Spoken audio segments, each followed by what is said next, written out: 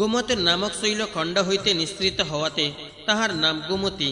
পর্বতরাজ হিমালয়ের মৈনাক নামে আত্মসদৃশ্য পুত্র মেনকার গর্ভ হইতে যে সানুতে ভূমিষ্ঠ হইয়াছিল, তথায় যে জল পতিত হয় তাহাতে দেবিকা নামে মহানদীর উৎপত্তি। মহাদেব ওই নদীকে সাগরে প্রেরণ করেন। হংসাবতার সমীপবর্তী গুহাতে যে জল পতিত হয় তাহাতে সরজু নামনে পুণ্যতমা নদীর উৎপত্তি। যে জল খাণ্ডব বনসন্নিধানে হিমালয় পর্বতের দক্ষিণ পার্শ্ববর্তী গুহাতে ইরা হ্রদের মধ্যে নিপতিত হয় তাহাতে মহানদী ইরাবতীর উৎপত্তি। দক্ষিণ সমুদ্রগামীন এই সমস্ত নদী মর্তকবাসীদিগকে স্নান পান সেবনে জাহ্নবীর ন্যায় ফল দান করিয়া থাকেন। এই সমস্ত নদী ধর্ম অর্থ কাম মোক্ষের নিদান এবং চিরকাল স্থায়িনী এই সপ্ত মহানদী দেবগণের সতত ভোগ্য। সুরগণ সমীপে বশিষ্ঠ অরুন্ধতির বিবাহকালে সদা পবিত্রতম সলীলা সপ্ত নদীর এইরূপে উৎপত্তি হইল। তখন বশিষ্ঠ অরুন্ধতিকে এইরূপে বিবাহ করিয়া তাহার সহিতে বিমান যোগে দেব দত্তস্থানে গমন করিলেন। মুনিবর বশিষ্ঠ ব্রহ্মা বিষ্ণু মহেশ্বরের বচন অনুসারে নিখিল ত্রিভুবনের লোকের হিতার্থে ঘুরিতে লাগিলেন। যুগ গুণানু রূপশরীর বেশ ভাবাদি করিয়া সকলকে ধর্ম কার্যে তৎপর করত অপ্রমত্তভাবে প্রসন্ন চিত্তে ত্রিলোক বিচরণ করেন। বশিষ্ঠ পূর্বকালে এইরূপে দেবগণের কথায় ভুবন হিতের জন্য অরুন্ধতিকে বিবাহ করেন। যে ব্যক্তি এই ধর্ম সাধক উপাখ্যান নিত্য শ্রবণ করিবে সে সর্বমঙ্গলযুক্ত চিরজীবী এবং ধনবান হইবে। যে রমণী সর্বদা এই অরুন্ধতী উপাখ্যান শ্রবণ করিবে সে সর্বমঙ্গলযুক্ত চিরজীবী এবং ধনবান হইবে। যে রমণী সর্বদা এই অরুন্ধতী উপাখ্যান শ্রবণ করিবে সে ইহলোকে পাতিব্রতা হইয়া পরলোকে স্বর্গলাভ করিবে। সর্বদা যশ কীর্তি এবং পুণ্যবর্ধনকারী এই আখ্যান পরম তত্ত্বয়ন ও পরম ধর্ম। ইহা বিবাহে শ্রবণ করাইলে স্ত্রী পুরুষের দীর্ঘ জীবন, পুংসবনে শ্রবণ করাইলে পুত্র জন্মযাত্রাকালে শ্রবণ করাইলে কার্য সিদ্ধি আর শ্রাদ্ধে শ্রবণ করাইলে পিতৃলোকের প্রীতি হইয়া থাকে। যেরূপে অরুন্ধতী অতি পতিব্রতা ও মহাত্মা বশিষ্ঠের ভার্যা হইলেন, তোমাদিগকে তৎসমস্তে এই বলিলাম। অরুন্ধতী যাহার কন্যা যেরূপে যথায় উৎপন্ন হয়, ব্রহ্মা বিষ্ণু মহেশ্বরের বচনে যেরূপে তিনি বশিষ্ঠকে পতিভাবে বরণ করেন, পুণ্যজনক পাপ নাশক আয়ু বর্ধন আরোগ্যকর গুজ্জাতি গুজ্জতম সেই সমস্ত কথাই আমি তোমাদিগকে বলিলাম। যে ব্যক্তি বিপ্র সভা মধ্যে অন্তত একবার এই পুণ্য পুঞ্জ সাধন ও মঙ্গলকর ইতিহাস শ্রবণ করাইবে সে পাপজাল বিমুক্ত হইয়া দেহান্তে পরলোকে মুনিগণের সাহায্যে লাভপূর্বক অমরত্ব প্রাপ্ত হয়। ত্রয়োবিংশ অধ্যায় সমাপ্ত। চতুর্বিংশ অধ্যায় প্রারম্ভ। শিবের অন্তর হইতে মায়ের অপসারণ ও শিবের তপস্যা। মার্কণ্ডিয়া বলিলেন, অনন্তর হিমালয় পর্বত প্রস্থে ক্ষিপ্র সরোবর তীরে আসীন মহেশ্বর নিকটবর্তী সে সরোবর অবলোকন করিতে লাগিলেন। ব্রহ্মা এবং বিষ্ণু ধ্যান করিতে বারংবার অনুরোধ করায় তিনি ধ্যান করিতে মনস্থ করিলেন। সেই স্মরহর আত্মসাহায্যে আত্মাকে আত্মদর্শন করিবার জন্য দৃঢ় চিত্তে ধ্যান করিতে পরম যত্নশীল হইলেন। মহাদেবের চিত্ত ধ্যান প্রবণ হইয়াছে দেখিয়া ব্রহ্মাদি দেবগণ ভাবিলেন, শিব মায়া মোহিত হইয়াতেই সতী শোকে আকুল হইয়া সাতিশয় বিলাপ করিতেছেন।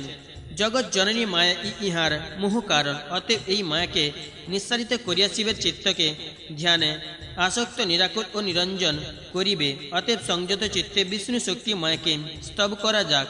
সতী পুনরায় জন্মগ্রহণ করিয়া যতদিন না শিবের অঙ্কশায়িনী হন ততদিন ইনি সৌখিন চিত্তে নিষ্কল পরম ব্রহ্ম ধ্যান করুন। মনে মনে ইহা চিন্তা করিয়া ব্রহ্মাদি দেবগণ মহামায়া যোগ নিদ্রাকে স্তব করিতে আরম্ভ করিলেন। পরম নিষ্কলা মহতত্ত্ব প্রকৃতি রূপা স্থূল সূক্ষ্ম কার্য কারণ জ্ঞান অজ্ঞান স্বরূপিণী ঐকান্তিক প্রীতি ও পুষ্টি স্বরূপা পবিত্র পাবিনী ক্ষেমঙ্করী শ্রী শক্তি শিবাকে আমরা মহাভক্তি সহকারে স্তব করি।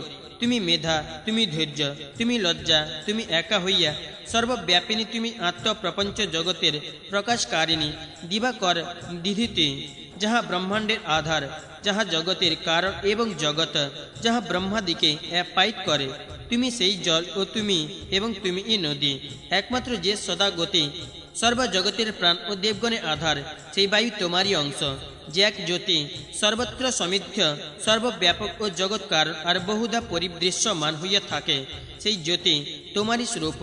যে বস্তু ব্রহ্মলোক পাতাল ও উহার মধ্যবর্তী সমুদায় লোক ব্যাপ্ত করিয়া রহিয়াছে, তুমি সেই ব্রহ্মাণ্ডের মধ্যে ব্যাজ্য ও সর্বত্র অবস্থিত আকাশ। প্রপঞ্চ প্রসবিনী তুমি ই কুলাচল কুল নিয়ন্ত্রিতা, লোকমাতা জগধাত্রী, অচলা, মাধবী ধরণী। তুমি বুদ্ধি, তুমি বুদ্ধির বিষয় পদার্থ সমূহ, তুমি মা, ছন্দগতি, তুমি দেব মাতা, গায়ত্রী, সাবিত্রী, সরস্বতী, তুমি নিখিল জগতের বার্তা, তুমি কামরূপিণী ত্রয়ী, ঋগ যজু সাম, তুমি নিদ্রারূপে স্বর্গাদি নিবাসী, অমর আদি প্রাণীগণকে সুখী করত মুগ্ধ কর। তুমি ধর্মিষ্ঠ দিগের সুখ, পাপিষ্ঠ দিগের দুঃখ, তুমি নীতিজ্ঞ দিগের সুখ দায়িনী লক্ষ্মী, তুমি অন্তকাল স্থায়ী ও ধৈর্য স্বরূপা, তুমি সর্বজগতের শান্তি, তুমি শশধরে কান্তি, তুমি সর্বভূতের জননী, তুমি নারায়ণ বিমোহিনী লক্ষ্মী, তুমি পঞ্চভূতের সারকর্ত্রী তত্ত্বরূপিণী, তুমি ত্রিলোক্য রূপা মহামায়া, তুমি জনগণ বিমোহিনী তন্দ্রা।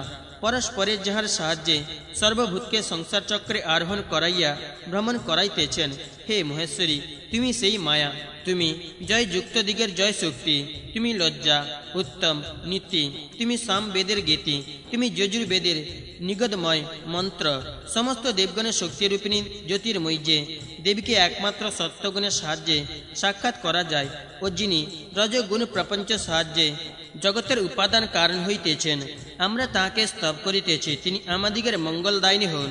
হে শিবে, তুমি চৈতন্য শক্তিহীনা প্রকৃতি, তুমি সংসার সমুদ্রে ভীষণ তরঙ্গ স্বরূপ দুঃখ জাল হইতে নিস্তার কারিণী যোগের অষ্টাঙ্গ রূপপার সাধন কেনিপাত তাঁর বিক্ষেপে বেগবতী তরণী। তোমাকে আমরা প্রণাম করি, যিনি নিদ্রা রূপে ত্রিলোকবাসীদিগের নাসিকা, মুখ, চক্ষু, বাহু, বক্ষস্থল এবং মন অবলম্বন করিয়া নিরন্তর সুখ সম্পাদন করেন।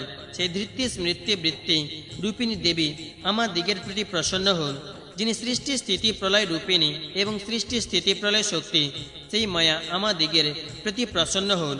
মার্কণ্ডিয়া বলিলেন, তখন মহামায়া যোগ নিদ্রা দেবগণ কর্তৃক এইরূপ স্তুত হইয়া মহাদেবের হৃদয় হইতে সত্তর সম্পূর্ণ রূপে নিঃসৃত হইলেন। মায়া নিঃসৃত হইলে বিশ্বরূপী স্বয়ং মধুসূদন শান্তি সম্পাদনার্থ শিবের অন্তরে প্রবেশ করিলেন। যেরূপে প্রতিকল্পে সৃষ্টি স্থিতি প্রলয় হয়, অচ্যুতে তাহার অন্তরে প্রবিষ্ট হইয়া তাহা দেখাইতে লাগিলেন। তিনি যেরূপে সতী শিবের ভার্যা হন, সতী যে বস্তু যাহার কন্যা এবং যেরূপে দেহত্যাগ করেন তৎসমস্ত দেখাইলেন। তিনি বহির্ব্যক্ত, অন্তঃসার শূন্য এবং এই রাজস প্রপঞ্চ মুহুর্মুহু দেখাইয়া শিবের মনকে পরম তেজস্বন্নিবেশিত করিয়া দিলেন। তখন মহাদেব ও সেই সমস্ত প্রপঞ্চ বারংবার দর্শন করিয়া নিঃসার বোধে সার বস্তুতে মনোনিবেশ করিলেন। তখন দেববৃন্দ বন্দিতা মায়া ব্রহ্মাদি সমীপে কর্তব্য পালনে অঙ্গীকার করিয়া সত্তর অন্তর্হিতা হইলেন। ভগবান নারায়ণ শিবের মন পরম পদে নিবেশিত করিয়া সূর্যমণ্ডল হইতে চন্দ্রের ন্যায় তদীয় অভ্যন্তর হইতে নিঃসৃত হইলেন। তখন ব্রহ্মা বিষ্ণু প্রভৃতি সকলে কৃতকার্য হইয়া মহাদেবকে সেই পর্বতে পরিত্যাগ পূর্বক প্রীতিযুক্ত চিত্তে স্ব স্থানে প্রস্থান করিলেন। ইন্দ্রাদি দেবগণ ধ্যানাসক্ত ব্রহ্মরূপে চন্দ্রশেখর মহেশ্বরকে প্রণাম করিয়া স্ব স্থানে গমন করিলেন। সেই দেবগণ গমন করিলে বৃষবাহন মহেশ্বর দিব্য মানে সহস্র বৎসর পরম জ্যোতি ধ্যান করিতে লাগিলেন। ঋষিগণ বলিলেন, মধুসূদন শম্ভু হৃদয়ে প্রবিষ্ট হইয়া কিরূপে প্রীতিকল্পে সৃষ্টি স্থিতি প্রলয় যথার্থ রূপে প্রদর্শন করিলেন, আর সেই কৈটবসূদন রাজস জগৎ প্রপঞ্চ এবং তাহার সারশূন্যতা প্রদর্শন করিলেন কি রূপে বা তিনি সেই পরম গুজ্জ সনাতন পরম জ্যোতি দেখাইলেন। হে দ্বিজবর, আমরা তোমার নিকট হইতেই এই পরম মঙ্গলপ্রদ অদ্ভুত উৎকৃষ্ট ধর্মকথা শ্রবণ করিতে ইচ্ছা করি। মার্কণ্ডেয় বলিলেন, হে দ্বিজ সত্তমগণ, আমি বরাহ কল্পীয় সৃষ্টির কথা বলিতেছি। সৃষ্টি বরাহ কল্পে যেরূপ অন্যান্য কল্পেও সেইরূপ জানিবে। হরি শিবকে আদি সৃষ্টি প্রদর্শন করিয়া যেরূপ প্রতি সৃষ্টিতে প্রলয় আদি দেখিলেন তাহা শ্রবণ কর। হে বিপ্রগণ, প্রথমত প্রলয় বর্ণন তৎপরে বরাহ কল্পীয় আদি সৃষ্টি ও প্রলয় কীর্তন করিব, শ্রবণ কর। এক এক নয়ন নিমিলনে এক এক নিমেষে ইহা কালের অংশ বিশেষ অষ্টাদশ নিমেষে এক কাষ্ঠা, ত্রিংশৎ কাষ্ঠা এক কলা, ত্রিংশৎ কলাতে এক ক্ষণ, দ্বাদশ ক্ষণে এক মুহূর্ত, ত্রিংশৎ মুহূর্তে মনুষ্যের এক অহরাত্র, পঞ্চদশ অহরাত্র এক পক্ষ, দুই পক্ষে মনুষ্যের এক মাস, পিতৃগণে এক অহরাত্র, দ্বাদশ মাসে মনুষ্য দিগের এক বৎসর, দেবগণের এক অহরাত্র, কৃষ্ণপক্ষ পিতৃদিন, অতএব পিতৃকার্য তাহাতেই কর্তব্য, আর শুক্লপক্ষ তাহাদিগের নিদ্রোপযোগিনী রজনী বলিয়া কীর্তিত। উত্তরায়ণ 6 মাস, দেবগণের দিন, দক্ষিণায়ন 6 মাস, দেবগণের নিদ্রোদ, যোগিনী রজনী, নিম্নলিখিত সৌর, 2 মাসে এক এক ঋতু। 3 ঋতুতে মনুষ্য দিগের অয়ন, 6 ঋতুতে বৎসর। হে দ্বিজগণ, চৈত্র প্রভৃতি 2 মাসের ঋতু। ঋতুগণের বিশেষ বিশেষ সংজ্ঞা আছে, তাহা পৃথক পৃথক শ্রবণ কর। চৈত্র বৈশাখ বসন্ত ঋতু, জ্যৈষ্ঠ আষাঢ় গ্রীষ্ম ঋতু, শ্রাবণ ভাদ্র বর্ষা ঋতু, আশ্বিন কার্তিক শরৎ ঋতু, অগ্রহায়ণ পৌষ হেমন্ত ঋতু আর মাঘ ফাল্গুন শিশির ঋতু। এই 6 ঋতু কথিত হইল। কোন যজ্ঞাদি কার্যের কাল বসন্ত, কোন যজ্ঞাদি কার্যের কাল গ্রীষ্ম, এইরূপে সকল ঋতুই যজ্ঞাদি কার্যের বিহিত কাল। মনুষ্য পরিমাণের 17,28,000 বৎসর সত্য যুগের পরিমাণ, তার মধ্যে 400 বৎসর সন্ধ্যা এবং 400 বৎসর সন্ধ্যাংশ। ইহা লইয়া সত্য যুগের পরিমাণ 17,28,000। মনুষ্য পরিমাণে 12,96,000 বৎসর। ত্রেতা যুগের পরিমাণ, তন্মধ্যে 300 বৎসর সন্ধ্যা ও 300 বৎসর সন্ধ্যাংশ। মনুষ্য পরিমাণে 8,64,000 বৎসর। দ্বাপর যুগের পরিমাণ, তন্মধ্যে 300 বৎসর সন্ধ্যা ও 300 বৎসর সন্ধ্যাংশ। 4,32,000 বৎসর কলিযুগের পরিমাণ, তন্মধ্যে 150 বৎসর সন্ধ্যা আর 100 বৎসর সন্ধ্যাংশ। সত্য, ত্রেতা, দ্বাপর, কলি এই 4 যুগ মনুষ্য প্রমাণে এইরূপ হইয়া থাকে, অর্থাৎ সন্ধ্যা সন্ধ্যাংশ সমন্বিত এই 4 যুগের পরিমাণ 43,20,000 বৎসর। মনুষ্যের 1 বৎসরে 1 দৈব অহরাত্র। এইরূপ নিয়ম অনুসারে গণনা করিলে মনুষ্য দিগের চতুর্যুগে, দেবতা দিগের 12,000 বৎসর। তাহা মনুষ্য দিগের সন্ধ্যা সন্ধ্যাংশ সংযুক্ত 4 যুগ। পাপ পুণ্যাদি ব্যবস্থা অনুসারে সত্য, ত্রেতা, দ্বাপর, কলি এইরূপ যুগ ভেদে ব্যবহার দেবগণের নাই।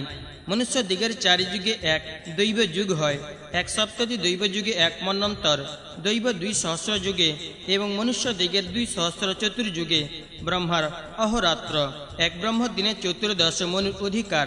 মনুষ্য দিগের ন্যায় এইরূপ ব্রাহ্মদ্বীপ মানানুসারে 360 দিনে ব্রহ্মার 1 বৎসর হইয়া থাকে। ব্রহ্মার 50 বৎসর 1 পরার্ধ, তাহা ঈশ্বরের দিন। ঈশ্বরের রাত্রিও ওই পরিমাণ। ব্রহ্মার 100 বৎসরের দ্বিপরার্ধ কলি। এই দ্বিপরার্ধ কাল অতীত হইলে ব্রহ্মার লয় হয়। ব্রহ্মা পরম বস্তুতে লীন হইলে জগন্মণ্ডলে প্রাকৃত লয় হইয়া থাকে। যিনি সমস্ত জগতের আধার, পরাৎপর অব্যয় ব্রহ্ম, তাহার অহরাত্র পরনামে অভিহিত। তাহার অর্ধের নাম পরার্ধ। জগৎ স্বরূপী অক্ষয় অব্যয় ভগবান পরমাত্মা স্থূল হইতে স্থূলতম, সূক্ষ্ম হইতে সূক্ষ্মতম। তাহার আবার দিবারাত্রি ও বৎসরাদির ব্যবহার কি?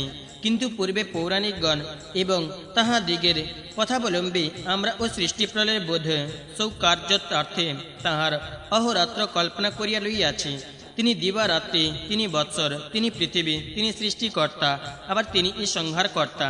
সেই পুরাণ পুরুষ বিশ্বরূপী এবং সমস্ত বিশ্ব তাহাতেই প্রকাশিত।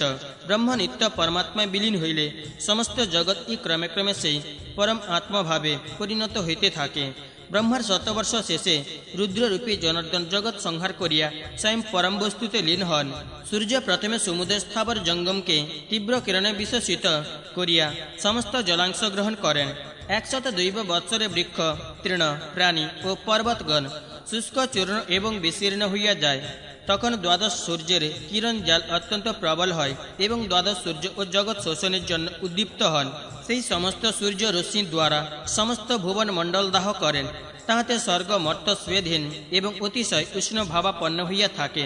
অনন্তর সকল স্থাবর জঙ্গম বিনষ্ট হইলে রুদ্ররূপী জনার্দন সূর্য রশ্মি হইতে নিঃসৃত হইয়া প্রথমে পাতালে, পরে অতলে গমন করেন।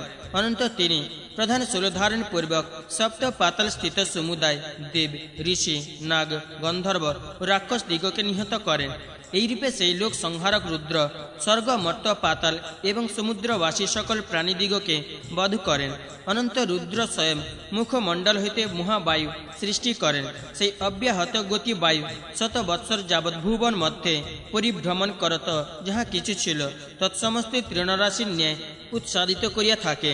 অতি বেগশালী সেই বায়ু জগতের সমস্ত বস্তু চারিদিক হইতে উচ্চারিত করত 12 সূর্যে প্রবিষ্ট হয়।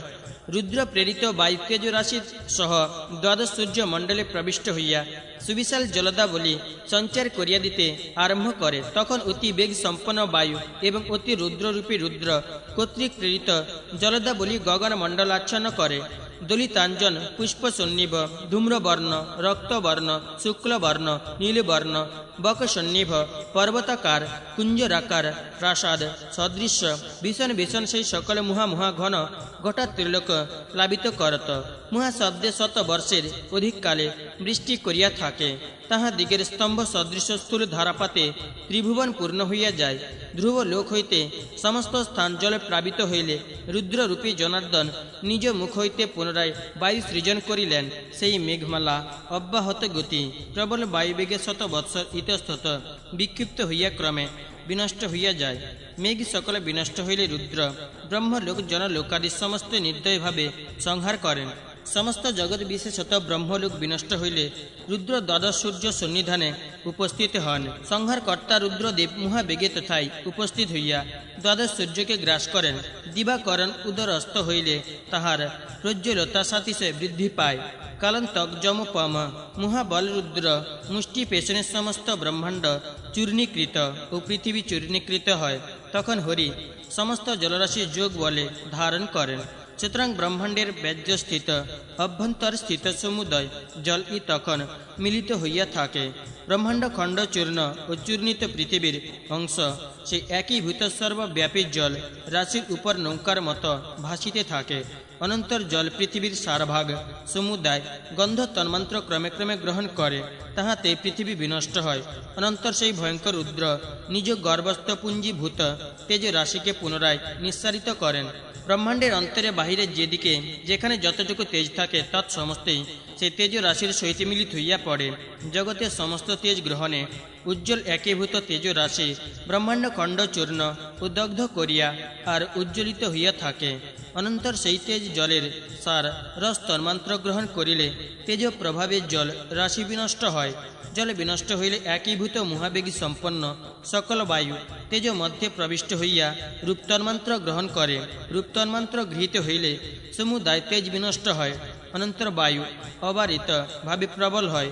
রুদ্র ঘোর নিঃসন প্রবঞ্চন বহিতেছে দেখিয়া স্বয়ং আকাশমণ্ডলকে বিক্ষোভিত করেন। আকাশে তাহাতে সংক্ষুব্ধ হইয়া পবনের স্পর্শ তন্মাত্র গ্রহণ করে, তাহাতে পবন বিনষ্ট হয়। বায়ু নষ্ট হইলে রুদ্র আকাশের সার শব্দ তন্মাত্র গ্রহণ করিলে আকাশ বিনষ্ট হয়। তখন রুদ্র ব্রহ্মার দেহে বিলীন হন।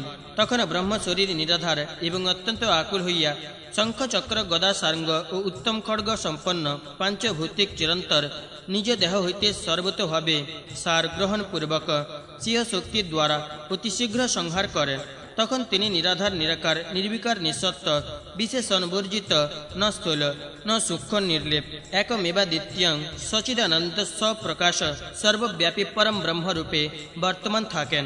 তখন দিবারাত্রি থাকে না, আকাশ পৃথিবী থাকে না, জ্যোতি অন্ধকার বা আর কিছুই থাকে না। তখন শ্রবণাদি ইন্দ্রিয়ের অতীত বুদ্ধির অগোচর প্রভৃতি জড়িত ব্রহ্মপুরুষ বর্তমান থাকেন। সৃষ্টি যতকাল থাকে ততকাল অর্থাৎ ব্রহ্মার শতবর্ষ এক পরম তত্ত্ব ব্রহ্ম ও সৃষ্টিহীন অবস্থাতে বর্তমান থাকেন। অনন্তর সৃষ্টি প্রবৃত্তি হয়।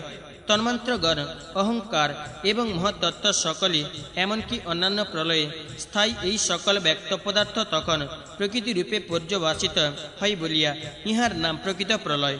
বিপ্রগণ, এই আমি তোমাদিগকে প্রকৃত মহাপ্রলয় কীর্তন করিলাম। এই আদি সৃষ্টির বিষয় কীর্তন করিতেছি, শ্রবণ কর। চতুর্বিংশ অধ্যায় সমাপ্ত। পঞ্চবিংশ অধ্যায় প্রারম্ভ। সৃষ্টি কথন। মার্কণ্ডেয় বলিলেন, কাল নামক দেবতাই সৃষ্টি স্থিতি প্রলয়কারী। প্রলয় তাহার কিয়দংশে বিভক্ত। কালের প্রলয় ভাগ অতীত হইলে জ্ঞান স্বরূপ প্রভু পরম ব্রহ্মের সৃজন ইচ্ছা হইল। অনন্তর পরমেশ্বর ত্রিগুণাত্মিকা প্রকৃতিকে ইচ্ছা মাত্রে বিক্ষোভিত করিলে ওই প্রকৃতি সর্বকার্যের উপযোগিনী হইলেন। যেমন গন্ধ সন্নিহিত হইলেই মনের ক্ষোভ অর্থাৎ অবস্থা পরিবর্তন হয়, কিন্তু ওই অবস্থা পরিবর্তনে কর্তা নহে, নিমিত্ত মাত্র প্রকৃতির ক্ষোভ সম্বন্ধে পরমেশ্বর ও ঠিক তাহাই। সেই ব্রহ্ম পরমেশ্বরী ক্ষোভক, আবার তিনি এই সংকোচ বিকাশ শালিনী প্রকৃতিরূপে ক্ষোভ্য। জগৎপতি পরমেশ্বর সৃষ্টির জন্য পুরুষ দিগকে জীবাত্মাকে ইচ্ছা মাত্র ক্ষোভিত করিলেন। সেই সাম্যাবস্থাপন ত্রিগুণাত্মিকা প্রকৃতিতে ক্ষেত্রজ্ঞ জীবাত্মাগণ অধিষ্ঠিত হইলেই গুণ বৈষম্য হইল। তখন ঈশ্বরিচ্ছা পরিচালিত প্রকৃতি তাহাকে আবরণ করিলেন। প্রধান সংবৃত্ত মহতত্ত্ব হইলে সাত্ত্বিক রাজসিক তামসিক এই ত্রিবিধ অহংকার উৎপন্ন হইল। অহংকার পঞ্চভূত ও ইন্দ্রিয়গণের চিরন্তন হেতু, তন্মধ্যে তামস অহংকারী পঞ্চভূতের কারণ। অহংকার উৎপন্ন হইবা মাত্র মহতত্ত্ব তাহাকে আবরণ করিল। মহতত্ত্বাবৃত অহংকার হইতে পঞ্চ তন্মান্ত্র উৎপন্ন হইল। প্রথমে শব্দ তন্মান্ত্র, তৎপরে স্পর্শ তন্মান্ত্র, অনন্তর রূপ তন্মান্ত্র, তাহার পর রস তন্মান্ত্র, সর্বশেষে গন্ধ তন্মান্ত্র। এইরূপ যথাক্রমে পঞ্চ তন্মান্ত্রের উৎপত্তি অহংকার সকল তন্মান্ত্রকে পৃথক পৃথক আবরণ করিল। শব্দ তন্মান্ত্র হইতে শব্দের প্রথম উপাদান আকাশ উদ্ভূত হইল। তামস অহংকার শব্দ তন্মান্ত্র সহ আকাশ আবৃত করিল।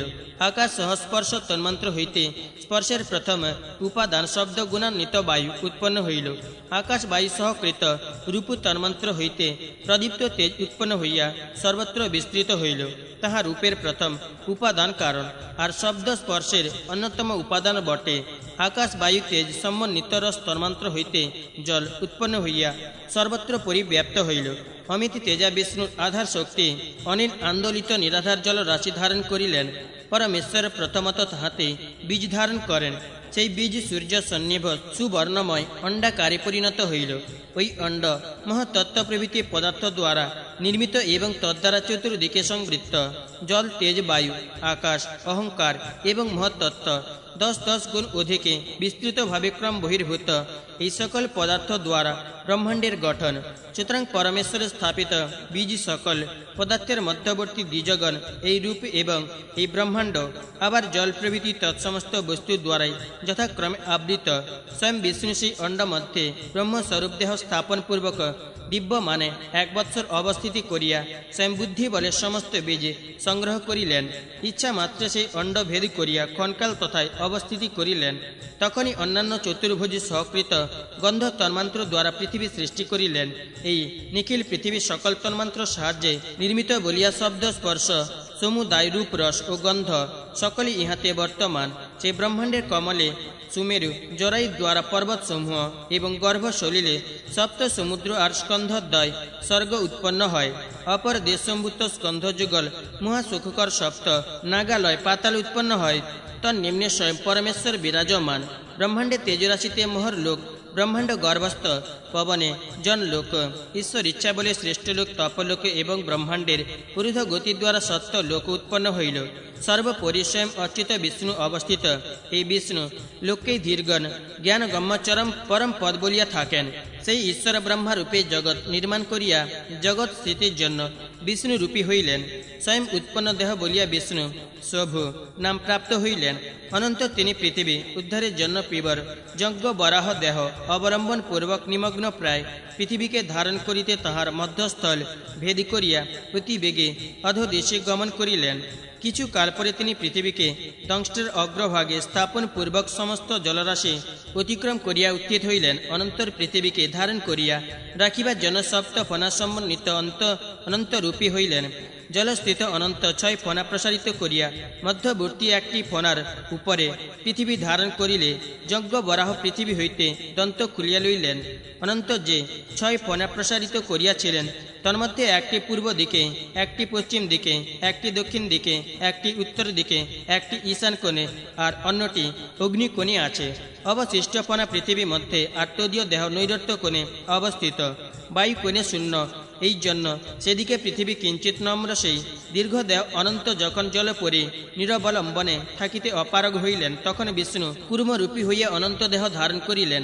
অনন্তর কচ্ছপ বহু চরণ দ্বারা ব্রহ্মাণ্ড খণ্ড আক্রমণ পূর্বক বায়ু কোণে গ্রীবা বিস্তার করিয়া পৃষ্ঠদ্বার অনন্তকে ধারণ করিলেন। দীর্ঘকায় অনন্ত কুর্ম পৃষ্ঠে 9টি কুণ্ডলী করিয়া অনায়াসে পৃথিবী ধারণ করিলেন। তখন পৃথিবী অনন্ত ফণপুরী অবস্থিত হইয়া স্থির হইল না, বিচলিত হইতে লাগিল। তাই যজ্ঞ বরাহ পৃথিবীকে অচলা করিবার জন্য পর্বতকুলকে দৃঢ় করিতে লাগিলেন।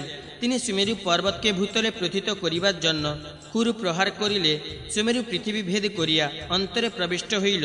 বরাহের পদাঘাতে উক্ত মহাশৈল 16,000 যোজন রসাতলে প্রবেশ করিল। হে দ্বিজোত্তমগণ, সেই প্রহার হওয়ার সুমেরুর ঊর্ধ্বভাগ 32 সহস্র যোজন বিস্তৃত রহিল। সেই পৃথিবী ধর সুমেরু পর্বত যাহাতে বিচলিত না হয়, এই জন্ম বরাহ তাহার পার্শ্বে কতিপয় সীমা পর্বত স্থাপন করিলেন।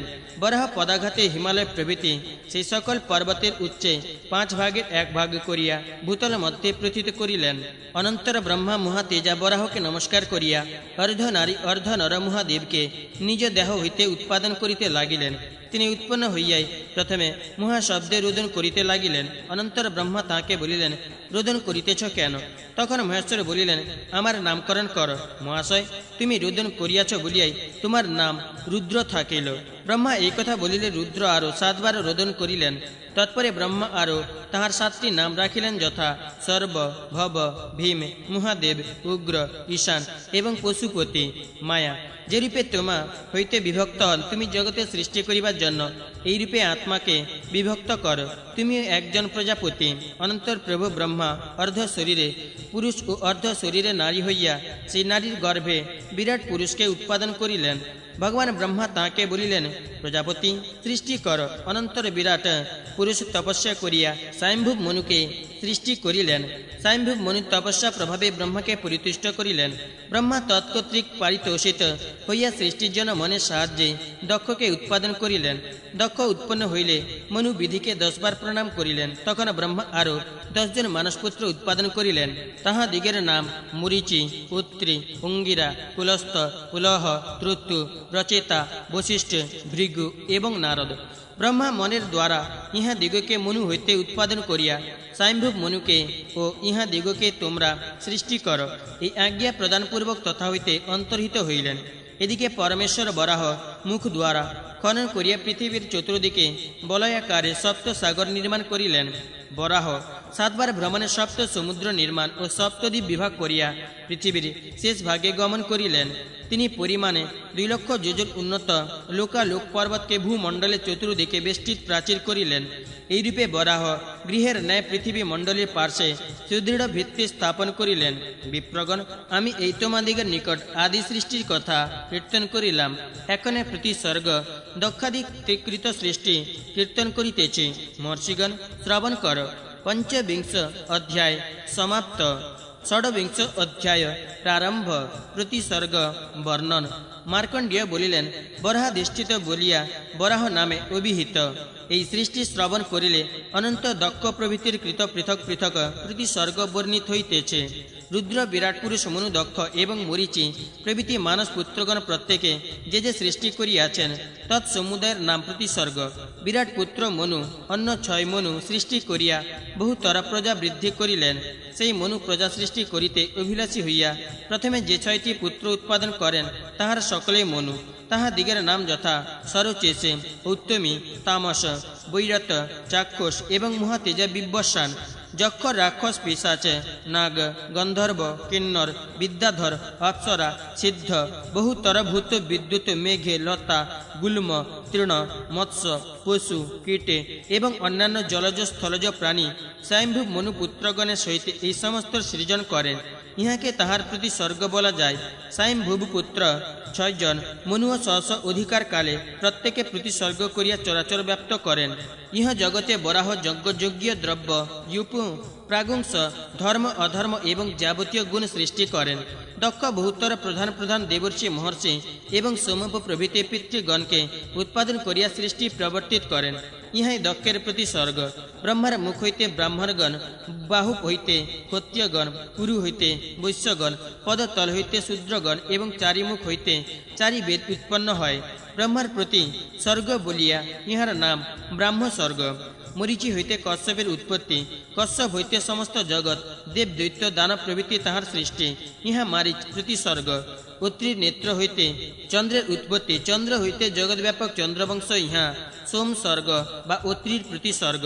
অথর্ব বেদে প্রচারক অঙ্গিরা ঋষির অনেক পুত্র উৎপন্ন হয়, আর মন্ত্র যন্ত্রাদি সমস্তই অঙ্গিরার শ্রেষ্ঠ। ইহা অঙ্গিরার প্রতি স্বর্গ। পুলস্তের পুত্র আজ্জব নামক পিতৃগণ এবং বলবীর্য সম্মানিত রাক্ষস বৃন্দ ইহা পুলস্তের প্রতি স্বর্গ। সর্পাদি, হস্তি, অশ্ব প্রভৃতি বহুতর প্রজা পুলহ সৃষ্টি করেন। ইহা পুলহের প্রতি স্বর্গ। ব্রজ প্রজ্জ্বল সূর্যসন্নিভ ভুরি তেজা সর্বজ্ঞ 88 সহস্র বালকিল ত্রতুর পুত্র ইহা ত্রতুর প্রতিসর্গ অনল সন্নিভ 67 সহস্র প্রাচে তস্কন প্রাচে তার পুত্র ইহা প্রচেতার প্রতিসর্গ সুকালে নামে পিতৃগণ ও অরুন্ধতী গর্ভ সম্ভূত অন্য 50 জন যোগী বশিষ্ঠের পুত্র ইহার নাম বশিষ্ঠ প্রতিসর্গ ভৃগু হইতে ভার্গব দিগের উৎপত্তি তাহারা দৈত্যগণের পুরোহিতে কবি এবং মহাপ্রাজ্ঞ নিখিল জগন্মণ্ডল তাহাদিগের দ্বারা পরিব্যাপ্ত হইল ইহা ভার্গব প্রতিসর্গ নারদ হইতে নানাবিধ নক্ষত্র বিমান প্রশ্ন উত্তর নিত্য গীতে কৌতুক উৎপন্ন হয় ইহা নারদ প্রতিসর্গ এই দক্ষ মরীচি প্রভৃতি ঋষিগণ বহু পুত্র উৎপাদন পূর্বক তাহাদিগের বিবাহ দিয়া স্বর্গ মর্ত পরিপূর্ণ করিলেন তদীয় পুত্র পুত্রাদি সন্তান সন্ততি অদ্যপি ভুবন মণ্ডলে বর্তমান রহিয়াছে ও উৎপন্ন হইতেছে বিষ্ণু নয়ন হইতে সূর্য মন হইতে চন্দ্র কর্ণ হইতে বসু ও দস্তিক আর মুখ হইতে অগ্নি উৎপন্ন হইল ইহা বিষ্ণুর প্রতিসর্গ পরে চন্দ্র সৃষ্টির জন্য অত্রি নেত্র হইতে প্রাদুর্ভূত হন আর সূর্য কশ্যপ পত্নী অদিতি কর্তৃক পূজিত হইয়া কশ্যপের ঔরসে ও অদিতি গর্ভে উৎপন্ন হন রুদ্র হইতে চতুর্বেদভূতগণ উৎপন্ন হইল তন্মধ্যে কুকুর বরাহ ও উষ্ট্র রূপধার এক প্রকার শ্রীগালাস্য বানরাস্য আর এক প্রকার ভল্লুকানন পিড়ালানন অন্য প্রকার সিংহ মুখ ব্যাঘ্র মুখ অপর প্রকার তাহারা সকলে নানা শস্ত্রাস্ত্রধারী কামরূপী ও মহাবল পরাক্রান্ত ইহা রুদ্রের প্রতিসর্গ হে দ্বিজোত্তমগণ তোমাদিগকে এই প্রতিসর্গের কথা বলিলাম এখন এক এক কল্প শেষে যে দৈনন্দিন প্রলয় হয় তাহা শ্রবণ কর ষড়বিংশ অধ্যায় সমাপ্ত সপ্তবিংশ অধ্যায় প্রারম্ভ দৈনন্দিন প্রলয় কথন মার্কণ্ডেয় বলিলেন মন্বন্তর শব্দে মনুর অধিকার কাল বোধ হয় অর্থাৎ এক একজন মনু যতদিন প্রজা পালন করেন ততদিন তাহারাই নামে মন্বন্তর প্রচলিত হয় ইহা শোনা আছে এক সপ্ততি দৈবযুগে এক এক মন্বন্তর চতুর্যুগ মন্বন্তরে এক কল্প এই কল্পই বিধাতার দিন ব্রহ্মার দিনাবসানে জগতে অত্যন্ত উৎপাত হইতে থাকে মহামায়া যোগ নিদ্রা ব্রহ্মাকে আশ্রয় করেন সেই লোক পিতামহ ব্রহ্মা অমিত তেজা বিষ্ণুর নাভি কমলে প্রবিষ্ট হইয়া সুখে নিদ্রা যান অনন্তর বিষ্ণু স্বয়ং ত্রিলোক্য সংহর্তা রুদ্ররূপী হইয়া পূর্বের ন্যায় সমস্ত ভুবনমণ্ডল বিনষ্ট করিতে থাকেন তিনি যেমন মহাপ্রলয়কালে বায়ু বন্যী সাহায্যে সমস্ত দগ্ধ করেন সেইরূপ দৈনন্দিন প্রলয়েও ত্রিলোক দাহ করেন ত্রিলোক্য দাহকালে করাল কৃষাণু তাপ পীড়িত মুহার লোকানিবাসীগণ তাপার্থ হইয়া জনলোকে গমন করেন অনন্তর রুদ্র নানাবর্ণ ঘোর গর্জন প্রলয়কালীন জলদ জাল দ্বারা মহাবৃষ্টি করাইয়া ধ্রুব লোক পর্যন্ত ব্যাপী উতঙ্গ তরঙ্গাকুল জলরাশি দ্বারা ভুবন মণ্ডল পরিপূর্ণ করেন এবং সেই পরমেশ্বর ত্রিলোককে নিজ জঠর অভ্যন্তরে রাখিয়া নাগ পর্যাঙ্কে শয়ন করেন সেই জগৎপতি নারায়ণ ব্রহ্মকে নাভিকমলে রাখিয়া এবং ত্রিলোক্যদাহ করিয়া লক্ষ্মী সমভিবিহারে নাগ পর্যঙ্কে শয়ন করেন যখন কালানলে সমস্ত ভুবনমণ্ডল দগ্ধ হয় এবং ত্রিলোক্য গ্রাসে পরিতৃপ্ত পরমেশ্বর যোগনিদ্রা বশবর্তী হন তখন অনন্ত পৃথিবী ছাড়িয়া তাহার নিকটে গমন করেন অনন্ত ত্যাগ করিলে পৃথিবী ক্ষণমধ্যে অধোগত হইতে হইতে কুর্ম পৃষ্ঠে পতিত হইয়া যেন খণ্ড বিখণ্ড হইয়া পড়ে তখন কুর্ম পদনিকর দ্বারা ব্রহ্মাণ্ড নিম্ন অবলম্বন পূর্বক জল পরিভাসমানা দোদুল্যমানা পৃথিবীকে পৃষ্ঠ পরিধারণ করেন এই পৃথিবী ব্রহ্মাণ্ড খণ্ডে পতিত হইলে একেবারে চূর্ণ হইয়া যাইবে ভাবিয়া কুর্মরূপে নারায়ণ তাহাকে ধারণ করেন পৃথিবী চঞ্চল জলরাশির সংসর্গে দুদুল্যমান হইলে কুর্ম বহুতর ব্রহ্মাণ্ড ধারণ ক্ষম নিজ পৃষ্ঠকে বিস্তৃত করেন যথায় ক্ষীরোদী সমুদ্রে নারায়ণ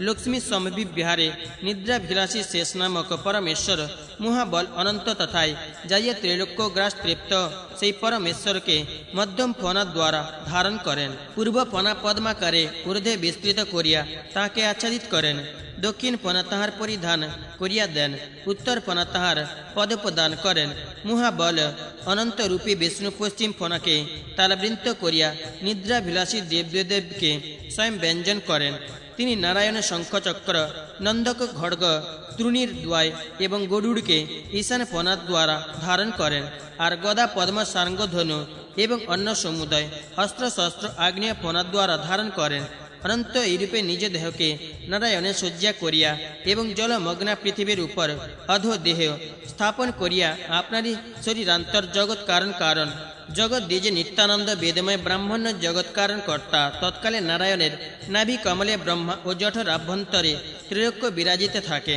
ভূত ভবিষ্যৎ বর্তমানাধিপতি পরাবর্গতি সপ্ত পরিচ্ছদ লক্ষ্মী সহচর নারায়ণকে মস্তকে ধারণ করেন। অব্যয় নারায়ণ ব্রহ্ম দিবসের সম পরিমাণ সন্ধ্যা সহ রাত্রি এইরূপে শয়ন করিয়া অতিবাহিত করেন। এই প্রলয় ব্রহ্মার প্রতিদিনান্তেই হয় বলিয়া পুরা বেত্রীগণ ইহাকে দৈনন্দিন প্রলয় বলিয়া থাকেন। রজনী অতীত হইলে লোকপিতামহ ব্রহ্মা ইহ জগতে পুনরায় সৃষ্টি করিবার জন্য নিদ্রা ত্যাগ করিয়া উত্থিত হন। ত্রিভুবনকে জলরাশি পূর্ণ ও পুরুষোত্তমকে শয়ন দেখিয়া ব্রহ্মা মহামায়া নারায়ণের অঙ্গ সংহিতা বৈষ্ণবী মায়া জগন্ময়ী যোগ নিদ্রাকে স্তব করিতে লাগিলেন। নির্বিকারাচিত শক্তি পরম ব্রহ্মরূপিণী মহামায়া সনাতনী যোগ নিদ্রাকে আমি প্রণাম করি। দেবী তুমি যোগীগণের তত্ত্ববিদ্যা, তুমি গতি, তুমি স্তুতি, তুমি সৃষ্টি, তুমি স্থিতি, তুমি স্বাহা সধা, তুমি সঙ্গীত রূপা, তুমি সামগীতি, তুমি নীতি, তুমি লজ্জা, তুমি লক্ষ্মী, তুমি সরস্বতী। হে ঈশ্বরী, তুমি যোগ নিদ্রা মহানিদ্রা ও মোহনিদ্রা, তুমি কান্তি, তুমি সর্বশক্তি, তুমি বিষ্ণুমূর্তি, তুমি শিবা, তুমি সর্বলোক ধাত্রী, তুমি প্রাণীগণে অবিদ্যা। হে দেবী, তুমি ব্রহ্মাণ্ড ধারিণী আধার শক্তি, তুমি সর্বজগতের ত্রিগুণাত্মিকা প্রকৃতি, তুমি সাবিত্রী, তুমি গায়ত্রী, তুমি সৌম্যা, তুমি ভূষণা, আবার তুমি অতি শোভনা, তুমি নারায়ণের নিত্য শিশ্রিক্ষা, তুমি সুষুপ্সা, তুমি সুষুপ্তি। হে পরমেশ্বরী, তুমি লজ্জা পুষ্টি ক্ষমা শান্তি ধৃতি, তুমি পৃথিবীরূপে সচরাচর ভুবন মণ্ডল ধারণ করিতেছ। তুমি জল, তুমি জলের কারণ, তুমি সর্বাভ্যন্তরচারিণী, তুমি স্তুতি, তুমি স্তবের যোগ্য, তুমি স্তুতিকারিণী, আবার তুমি স্তুতি শক্তি। আমি তোমাকে কি স্তব করিব? হে পরমেশ্বরী, প্রসন্ন হও। হে জগদম্বে, তোমার পায়ে পড়ি নারায়ণকে জাগাইয়া দেও। ব্রহ্মা লোকধাত্রী মহামায়ার এইরূপ স্তব করিলে তিনি নারায়ণকে চক্ষু মুখ নাসিকা বাহু এবং হৃদয় হইতে নির্গত হইলেন। রজ গুণময়ী মূর্তি অবলম্বন পূর্বক ব্রহ্মার নয়নপথে অবস্থিত হইলেন। অনন্ত নারায়ণ যোগ নিদ্রা কর্তৃক পরিত্যক্ত হইয়া ক্ষণমধ্যে ভুজঙ্গ শয্যা হইতে গাত্রোত্থান করিলেন ও সৃষ্টি করিতে উদ্যত হইলেন। অনন্ত তিনি জলমগ্না পৃথিবীকে বরাহ রূপে উদ্ধৃত করিয়া অবিলম্বে জলরাশির উপরিভাগে স্থাপন করেন। পৃথিবী সেই জলরাশির উপরে বৃহৎ নৌকান্যে অবস্থিত হয়। বিস্তৃত দেহ বলিয়া ডুবিয়া যায় না। অনন্ত নারায়ণ পৃথিবীতে আসিয়া নিজ মায়া বলে সমস্ত জলরাশি অপসারণ পূর্বক প্রাণীগণের স্থিতির জন্য নিজেই সচেষ্ট হন। অনন্ত পূর্ববত পৃথিবী তলে গিয়া কূর্মপরি অবস্থিত হইয়া পৃথিবী ধারণ করেন। অনন্ত সর্বলোক পিতামহ ব্রহ্মা সমস্ত প্রজাপতিগণকে উৎপাদন করিয়া জগৎ সৃষ্টি করিয়া থাকেন। ব্রহ্মা বা দক্ষ প্রভৃতি প্রজাপতিগণ যখন যে সৃষ্টি করেন তখন তাহা ই পরমেশ্বরের ইচ্ছা সম্ভূত। হে দ্বিজবর্গণ, ঈশ্বরের ইচ্ছা অনুসারে সৃষ্টি প্রবর্ত প্রজা স্রষ্টা দিগের প্রতি পরম ব্রহ্মস্বরূপ ভগবান প্রকৃতি পৃথিব্যাদি পঞ্চভূত পুরুষে এবং মহদাদি প্রকৃতির অনুগ্রহ জন্মে। পুরুষগণ মহাভূতসমূহ প্রধান পুরুষে ব্রহ্মকাল এবং মহদাদি প্রকৃতির অধিষ্ঠান হেতু স্থাবর অথবা জঙ্গম, স্থির অথবা নশ্বর যাহাদের উৎপত্তি হয়, সেই সকলেতেই পরম পুরুষ কারণ সমূহে অধিষ্ঠান করেন। ভগবান হরি মহাদেবকে যে প্রকারে কল্পান্ত সম্বন্ধনীয় সৃষ্টি এবং সংহার দর্শন করাইয়াছিলেন, আমি তাহা বিশেষ রূপে তোমাদের নিকট বর্ণন করিলাম।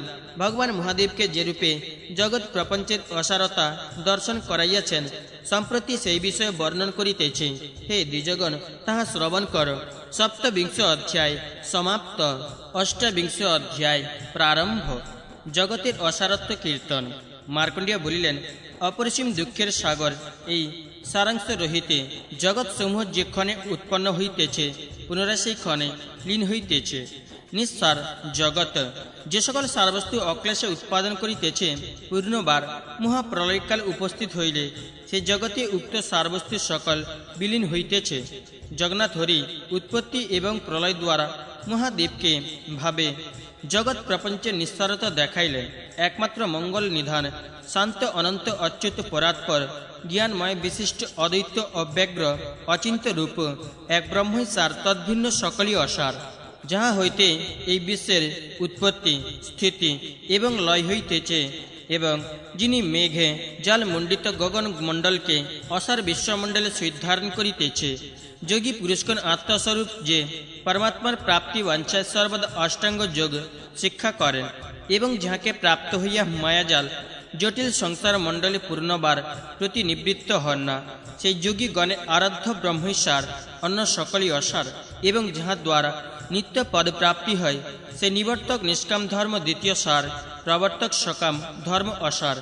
বল্মিক কইলে ওই যে প্রকার উৎসাহে মৃত্তিকা সঞ্চয় করত সে স্বার্থ সাধন করে, সেইরূপ চতুর ব্যক্তি পাপ বিমুক্তি এবং পারলৌকিক পথের পাথেয় স্বরূপ ধর্ম সঞ্চয় করিবে। এই ধর্মই সকল প্রকার সাংসারিক কর্মসমূহের মঙ্গল নিদান। এতদ ভিন্ন অর্থ কাম এবং মুখ্য প্রভৃতি সেই ধর্ম হইতে উৎপন্ন হয়, বরং শিরচ্ছেদাদি দ্বারা প্রাণ পরিত্যাগ শতগুণে শ্রেয়স্কর, তথাপি লোক এবং বেদ উভয় গর্হিত ধর্ম পরিত্যাগ করা অতি অযোগ্য। এই লোকত্রয় ধর্ম কর্তৃক ধৃত জগতের সৃষ্টাদি কার্যধর্ম হইতেছে এবং পূর্বে ত্রিদিবেশ্বর দেবগণ ধর্ম বলে দেবত্ব লাভ করিয়াছেন। চতুষ্পাদ ধর্ম স্বরূপ ভগবান নিরন্তর জগৎ পরিপালন করিতেছেন, তিনি আদি পুরুষ বলিয়া অভিহিত হন। যে ব্যক্তি ধর্মচ্যুত হয় সেই ব্যক্তি খর নামে অভিহিত, এবং যে ব্যক্তি প্রযত্নপুরী পাল্য স্বধর্ম হইতে চ্যুত না হয় তাহাকেই অক্ষর সংজ্ঞার অভিধেয় বলা হয়। মার্কণ্ডেয় বলিলেন, আমি তোমার নিকট সারব্রহ্ম এবং অসার জগতের বিষয় বর্ণনা করিলাম। এই বিষয় স্বয়ং মহাদেব স্বীয় অন্তর্ধ্যানে দর্শন করিয়াছেন।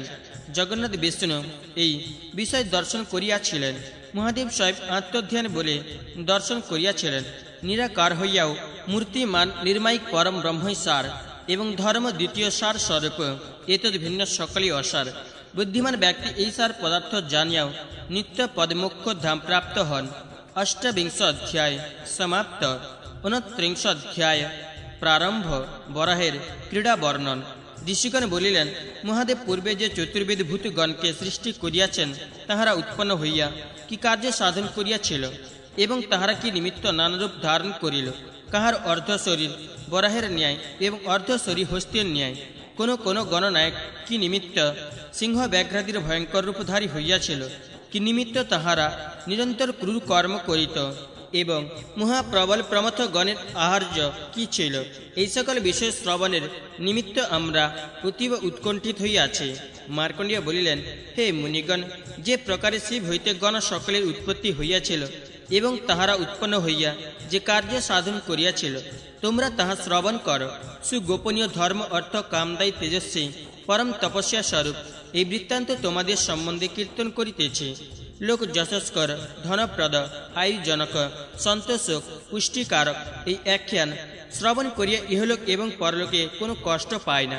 মুনিবর্গণ, আদি বরাহ স্বর্গ শেষ হইলে মহাদেব জগন্নাথ বরাহ দেবকে বলিয়াছিলেন, প্রভু, আপনি যাহার নিমিত্ত বরাহরূপ ধারণ করিয়াছিলেন পৃথিবী পূর্বের ন্যায় যথাস্থানে অবস্থাপিত হইয়াছেন।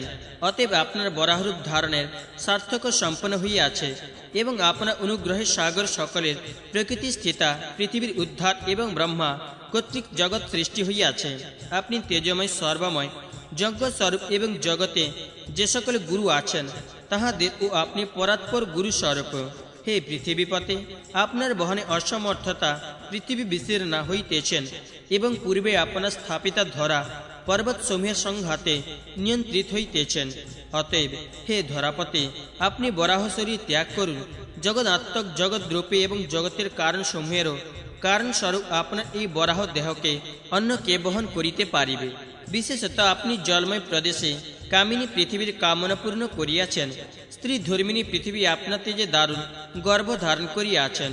হে জগন্নাথ, রজস্বলা পৃথিবী যে গর্ভ ধারণ করিয়াছেন সে গর্ভ হইতে যাহার উৎপত্তি হইবে তাহার সূর্যস হইবে এবং দেব গন্ধর্বাদির প্রতিদ্বন্দ্বী আসুরী ভাব লাভ করিবে। দক্ষের সমীপে লোকপতি ব্রহ্মার নিকট এই কথা শ্রুত হইয়াছে। হে লোকপতে, রজস্বলা সঙ্গমে দোষান্বিত অনিষ্টকারক এই কামুক বরাহ দেহ ত্যাগ করুন। আপনি সৃষ্টি স্থিতি প্রলয়কারী লোকনিয়ন্তা এবং সময় মতো সৃষ্টি স্থিতি প্রলয়াদি কার্য করিয়া থাকেন। অতএব হে মহাবল, লোকহিতের নিমিত্ত প্রকাণ্ড বরাহ দেহ ত্যাগ করুন। পূর্ণবার উচিত কালে এই দেহ ধারণ করত উপস্থিত কার্য সাধন করিবেন।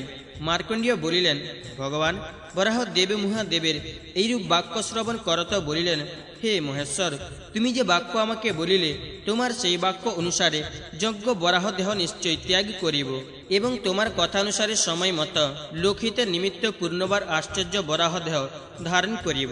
জগতের গুরু জগৎ স্রষ্টা লোক নিয়ন্তা জগন্নাথ মহাকায় বরাহ রূপে ভগবান এই প্রকার বলিতে বলিতে সেই স্থানে অন্তর্হিত হইলেন। বরাহ দেব অন্তর্হিত হইলে দেব দেব মহাদেব প্রমথ গণের সহিতে স্বস্থানে প্রস্থান করিলেন। বরাহ দেব সেই স্থান হইতে যাইয়া লোকালোক পর্বতে বরাহ রূপিণী মন রমা পৃথিবীর সহিত রমণ করিতে লাগিলেন। পরম কামুক বরাহ রূপী লোকেশ পর্বতোত্তমে পৃথিবীর সহিত বহুকাল বিলাস করিয়া ও তৃপ্তি লাভ করিলেন না। তদনন্তর বরাহ দেবের বীর্যে পৃথিবীর গর্ভে মহাবল সুবৃত্ত কনক এবং ঘোর নামক 3টি পুত্র উৎপন্ন হইল। সুবৃত্তাদি মহাবল বরাহ পুত্রগণ শৈশবকালে পরস্পর মিলিত হইয়া সুমেরু পর্বতের কাঞ্চনময় সানুতে গহ্বর মধ্যে এবং সরোবরে ক্রীড়া করিতে আরম্ভ করিল। হে দ্বিজগণ, বরাহ দেব সেই কালে বরাহ রূপিণী পৃথিবীর সহিতে রমণ রসে এবং সুবৃত্তাদি দিগণের স্নেহে কাম ক্রীড়া ত্যাগ করিতে ইচ্ছা করেন নাই। মহাবল বরাহ দেব কখন পুত্রগণের সহিত কর্দম মধ্যে অবতরণ করিয়া ভার্যার সহিত কর্দম ক্রীড়া করিতেন। সন্ধ্যাকালীন রক্তপীতি বর্ণ মেঘ হইতে জল বর্ষণ হইলে যেরূপ শোভা হয়, পিঙ্গল বর্ণ বরাহদেবের সর্বাঙ্গ পঙ্কলিপ্ত হওয়ায় সেইরূপ শোভা সম্পন্ন হইত। বরাহ পুত্রত্রয় এবং ধরিত্রীর সহিত বিলাস করত শোভা পাইতে লাগিলেন এবং পৃথিবীর মধ্য দেশ বরাহ বিক্রমে নম্র হইল। অনন্ত দেব ও কুর্মকে আক্রমণ করত পৃথিবী মধ্যস্থায়ী বরাহ দেবের বহন ব্যথায় ভগ্ন মস্তক ও আতঙ্কিত হইলেন। সুপ্রত্য কনক ও ঘোর ইহা দিগের পুত্র মুখাগ্র আঘাতে সুমেরুর স্বর্ণ প্রবসল ভগ্ন হইল। হে দ্বিজগণ, দেবগণ যত্নপূর্বক সুমেরু পর্বতের উপরিভাগে সুবর্ণ দ্বারা যে সকল রম্যস্থান নির্মাণ করিয়াছিলেন, বরাহ পুত্রগণ সেই স্থান সকল মুখ প্রহারে চূর্ণ করিয়াছিল। মানস প্রভৃতি দেবগণের নির্মল রম্য সরোবর সকল বরাহ শিশুগণ পুত্রাঘাতে সকল দিকে আবিল করিতে লাগিল। বনিতা রূপিণী পৃথিবী বরাহের সহিতে রমণ করিয়া তাহার দেহভারে অতিশয় দুঃখ অনুভব করিতে লাগিলেন। সুবৃত্তাদি বরাহ পুত্রগণ সমুদ্র সকলে অবগাহন করত রত্নের সহিতে রত্নাকরকে পুত্র দ্বারা ব্যাকুল করিল। সেই কালে ইতস্তত ক্রীড়াপর বরাহ পুত্রগণ পার্বত্য ভূমি, নদী এবং কল্পদ্রুম পৃথিবীকে ভগ্ন করিল। জগৎকর্তা বরাহ দেব পুত্রগণ দ্বারা জগতের অমঙ্গল হইতেছে জানিয়াও পুত্র বাৎসল্য স্বয়ং তাহাদিগকে বরণ করিতেন না। সুবৃত্ত কনক এবং ঘোর ইচ্ছানুরূপ যে কালে স্বর্গে গমন করিত, তাহাদের আগমন দর্শন করত অমরগণ মরণ ভয়ে দিগদিগন্তে পলায়ন করিতেন।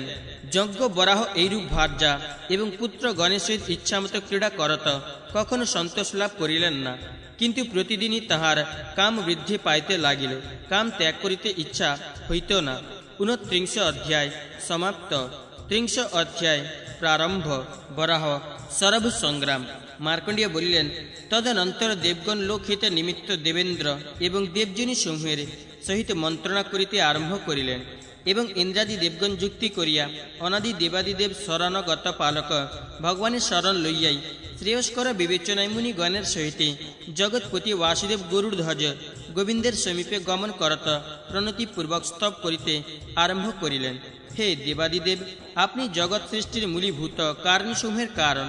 হে কাল রূপেণ মহাপুরুষ ভগবান, আপনি স্থূলরূপে জগৎব্যাপী হইয়াও সূক্ষ্ম রূপে প্রকাশ পাইতেছেন। হে পুরুষোত্তম পরমেশ্বর, আপনি এই জগৎ প্রপঞ্চের সৃষ্টি স্থিতি বিনাশকারী এবং আপনি স্বয়ং মায়া স্বরূপে জগৎ মোহিত করিতেছেন। হে পরমেশ্বর, ভূত ভবিষ্যৎ বর্তমানাত্মক ত্রিকালের যে কিছু বস্তু আছে সকলই আপনার স্বরূপ। অর্থাকাঙ্ক্ষী দরিদ্রগণ আপনাকে লাভ করিলে অকিঞ্চিতকর অর্থভিলাষে জলাঞ্জলি দিয়া কৃতার্থ হয়। কামুক অজ্ঞণ আপনাকে পাইলে সকাম হইয়া অসুখকর কাম ক্রীড়া হইতে পরাণমুখ হয়। ধর্মপরায়ণগণ স্বীয় ধর্ম অবলম্বনে আপনার দর্শন পাইয়া আত্মাকে চরিতার্থ করে এবং মুমুক্ষগণ আপনার দর্শনে মুখ্য ধাম প্রাপ্ত হয়। হে সর্বাত্মক, কামুক অর্থে ধার্মিকে এবং মুমুক্ষ প্রভৃতি সকলেই আপনার স্বরূপ। আপনার মুখ হইতে ব্রাহ্মণ, বাহু হইতে ক্ষত্রিয়, উরু হইতে বৈশ্য এবং চরণ হইতে শূদ্র জাতি উৎপন্ন হইয়াছে। হে বিভো, আপনার নেত্র হইতে সূর্য, মন হইতে চন্দ্র এবং কর্ণ হইতে প্রাণ অপান প্রভৃতির সহিত পবনদেব জন্মিয়াছেন। আপনার মস্তক হইতে স্বর্গাদি ঊর্ধ্বলোক নাভি মণ্ডল হইতে আকাশ এবং চরণ কমল হইতে পৃথিবী উৎপন্ন হইয়াছেন। আপনার কর্ণে অগ্রভাগ হইতে দিকে এবং জঠর হইতে জগতের উৎপত্তি হইয়াছে। আপনি নির্গুণ এবং নির্মল হইয়াও গুণবান অদ্বিতীয় স্বরূপ হইয়াছেন। হে অচ্যুত জগন্নাথ, আপনি উৎপত্তি, স্থিতি এবং লয় প্রভৃতি দেহী ধর্মহীন পরমেশ্বর। আর দ্বাদশ আদিত্য অষ্টবসু দেবগণ, সাধ্য, যক্ষ, মরুদ্গণ এবং মুমুক্ষ যোগীগণ আপনার ধ্যানে কালে অতিবাহিত করে। বিশেষজ্ঞ পরাশরাদি নিষ্পৃহ মুনিগণ আপনাকে চিরানন্দময় বলেন এবং আপনি সংসার রূপ বৃক্ষের মূল, আলবাল, জলদান স্থান এবং ফলের স্বরূপ। হে কমলকর, আপনি হস্ত চতুষ্টয়, অসি চক্র পদ্ম এবং ধনু ধারণ করিয়া পদ্মার সহিত শোভা পাইতেছেন।